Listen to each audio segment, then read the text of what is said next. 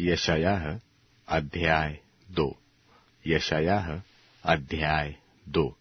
आमोस के पुत्र यशायाह का वचन, जो उसने यहूदा और यरूशलेम के विषय में दर्शन में पाया। अंत के दिनों में ऐसा होगा कि यहोवा के भवन का पर्वत सब पहाड़ों पर दृढ़ किया जाएगा और सब पहाड़ियों से अधिक ऊंचा किया जाएगा, और हरेक जाति के लोग धारा की नाई उसकी ओर चलेंगे, और बहुत देशों के लोग जाएंगे और आपस में कहेंगे कि आओ, हम यहोवा के पर्वत पर चढ़कर याकूब के परमेश्वर के भवन में जाए। तब वह हमको अपने मार्ग सिखाएगा और हम उसके पथों पर चलेंगे, क्योंकि यहोवा की व्यवस्था सिय्योन से और उसका वचन यरूशलेम से निकलेगा। वह जाति जाति का न्याय करेगा और देश देश के लोगों में झगड़ों को मिटा देगा। वे अपनी तलवारें पीटकर हल के फाल और अपने भालों को हंसिया बनाएंगे। तब एक जाति दूसरी जाति के विरुद्ध तलवार फिर न चलाएगी और लोग भविष्य में युद्ध की विद्या न सीखेंगे। हे याकूब के घराने, आ, हम यहोवा के प्रकाश में चले।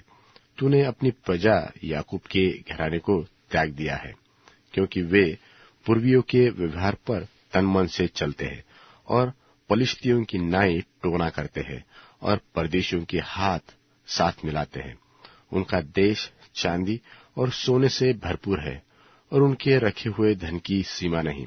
उनका देश घोड़ों से भरपूर है और उनके रथ अनगिनत है। उनका देश मूर्तों से भरा है। वे अपने हाथों की बनाई हुई वस्तुओं को, जिन्हें उन्होंने अपनी उंगलियों से संवारा है, दंडवत करते हैं। साधारण मनुष्य झुकते और बड़े मनुष्य प्रणाम करते हैं। इस कारण उनको क्षमा न कर।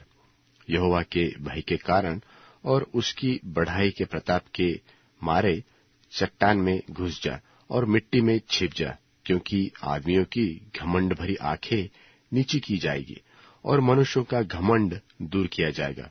और उस दिन केवल यहोवा ऊंचे पर विराजमान रहेगा, क्योंकि सेनाओं के यहोवा का दिन सब घमंडियों और ऊंची गर्दन वालों पर और उन्नति से फूलने वालों पर आएगा, और वे झुकाए जाएंगे।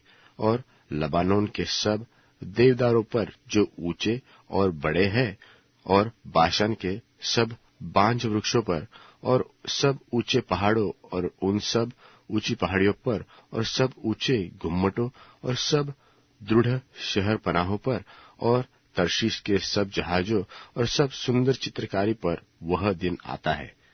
और आदमी का गर्व निकाला जाएगा और मनुष्य का घमंड दूर किया जाएगा, और उस दिन केवल यहोवा की ऊंचे पर विराजमान रहेगा और मूर्तें सब की सब नष्ट हो जाएगी।